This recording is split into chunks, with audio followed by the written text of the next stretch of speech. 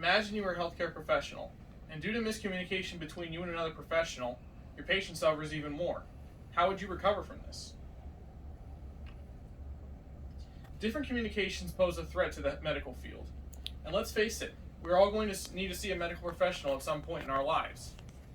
If these professionals do not communicate well, it could not just affect themselves, but even their patients. The medical field has been prevalent in my life for as long as I can remember, as my mother is a medical professional. Not only that, but I have done research on this topic and interviewed different professionals on communication in their workplace.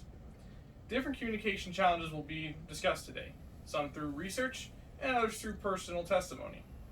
Lastly, I will share what all my findings feel is an appropriate way to combat these challenges. Before learning how to combat these issues, it is important to understand what these issues are. The healthcare field, much like any profession, is plagued with communication challenges.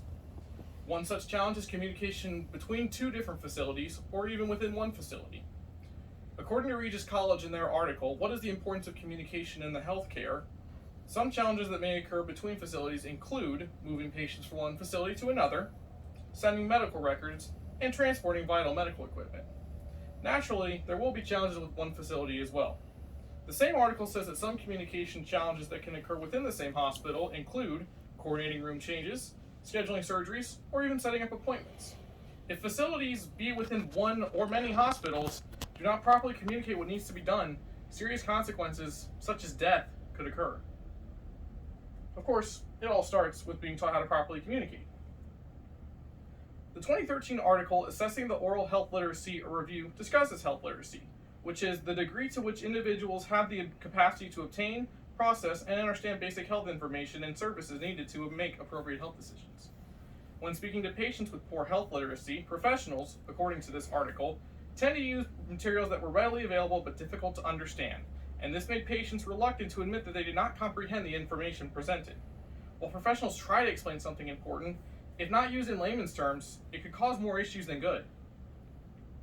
With all the research I conducted, it certainly shows that communication challenges exist in the medical field. But what do actual professionals experience? With that in mind, I took some time to get the perspective of two different healthcare professionals and what they think some communication issues are in their field. The first professional I sat down with was Casey Gershutz, a neonatal nurse practitioner at ProMedica Hospital in Toledo, Ohio. One major issue that Gershutz discussed was the language barrier, not just vocal, but even ASL. Per Gershutz, I think one thing would be obviously a language barrier. We've had moms who are deaf before, and we have what's called a Stratus, which is an interpreter service that's through an iPad. It's just a little awkward talking into a computer, and the interpretations are a bit of a process. As for a cause of all the different communication challenges in the medical field, Gershutz feels that stress is a major factor. Gershutz explained that because of the stress of a situation, I feel some people don't hear what you're saying. So they'll come back and say, I don't know this, or I didn't know that, even though you told them. That can be frustrating too. Along with Gershutz, I interviewed Meredith Stanford, an orthopedic physician assistant who also works at ProMedica in Toledo. With technology becoming rather a necessity over a luxury in the medical field, this necessity inevitably causes issues in communication, something that Stanford discusses. One challenge is electronic record systems are not the same across the board, and even though we have access to them, there's challenges that still exist. That's just because things are the way they are, and certain places can't afford to have more widespread electronic record systems. Fear of saying the wrong thing is something that many patients encounter when being treated, and Stanford feels this is a cause for communication issues in the health field. Stanford explained that some people are just kind of afraid to speak up. They think they'll be accosted because they ask many questions or something, but in reality, you always want to be more safe than sorry. The different accounts from professionals provide experience on healthcare communication, but how do both the research and personal accounts relate on communication in the health field? If there was one concept that my research and my interviewees had in common, it was a possible solution on how to combat communication challenges through proper communication training.